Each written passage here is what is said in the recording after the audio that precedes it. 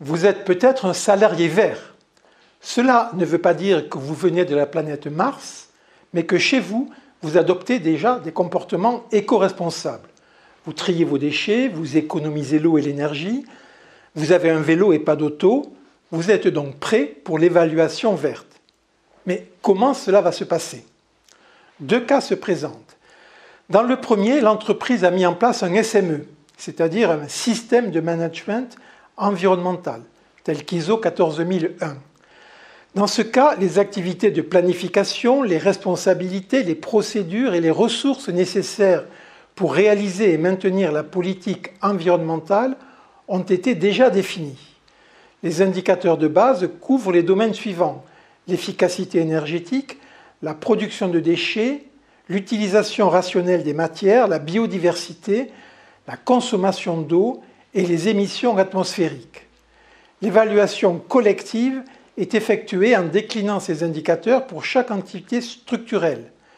L'évaluation individuelle est réalisée à partir des responsabilités du poste concernant un ou plusieurs de ces indicateurs, sachant que la description de poste précise obligatoirement les responsabilités environnementales.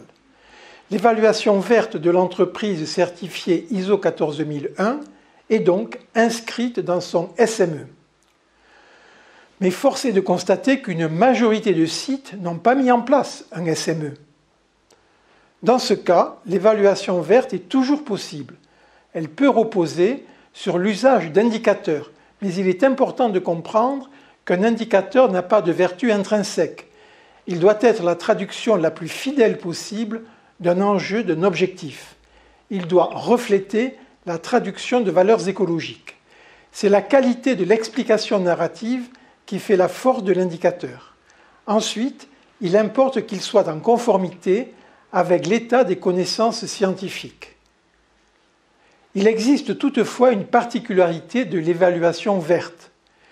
La RSE, la responsabilité sociale de l'entreprise, est définie par les effets qu'elle exerce sur la société.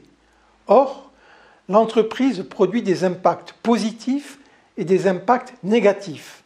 Cela est vrai dans tous les domaines, mais particulièrement dans le domaine de l'environnement. Se fixer des objectifs pour l'évaluation peut concerner ces deux catégories d'impacts, avec bien sûr l'ambition de diminuer les impacts négatifs. Primum non nocere. En premier, ne pas nuire. Cette caractéristique tranche avec les habitudes traditionnelles de l'évaluation qui sont souvent liées à l'atteinte d'objectifs qui vont dans le sens de la marche en avant de l'entreprise, son activité, la qualité ou le profit. L'originalité de l'évaluation verte consiste également à sanctionner des activités, mais aussi des comportements susceptibles de porter atteinte à l'intégrité de l'environnement. L'évaluation verte, ce n'est pas que récompenser, cela peut être aussi punir. Mais si vous êtes déjà un salarié vert, n'ayez pas peur, tout va bien se passer.